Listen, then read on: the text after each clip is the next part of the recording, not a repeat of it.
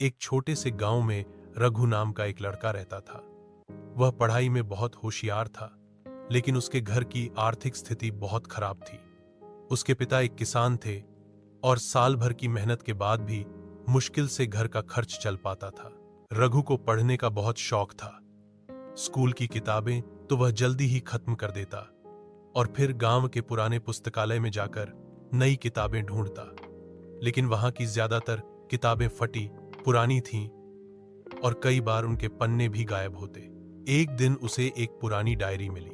वह बहुत उत्साहित हुआ। जैसे जैसे वह डायरी पढ़ता गया, उसकी कहानी में खोता गया। वह डायरी एक लेखक की अधूरी आत्मकथा थी, जिसमें उसने अपने संघर्षों, असफलताओं और सपनों का जिक्र किया था। लेकिन आखिरी पन्ना फटा हुआ था। रघु बहुत परेशान हुआ। उसे जानना था कि लेखक का अंत कैसा हुआ। उसने गांव के बुजुर्गों से पूछा, लेकिन किसी को उस लेखक का नाम तक याद नहीं था। कुछ वर्षों बाद रघु ने अपनी मेहनत से एक नामी लेखक बनने का सपना पूरा किया। उसने एक नई किताब लिखी, आखिरी पन्ना, जिसमें उसने उस अधूरी आत्मकथा को अपने अंदाज में पूरा किया।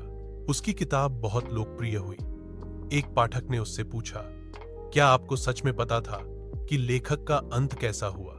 रघु मुस्कुराया और बोला, नहीं, लेकिन हर अधूरी कहानी को अंत की जरूरत होती है और कभी कभी वो अंत हमें ही लिखना होता है। शिक्षा: जीवन में अगर कुछ अधूरा हो तो निराश न हो सकता है उसका अंत लिखने का अधिकार सिर्फ आपको ही मिला हो।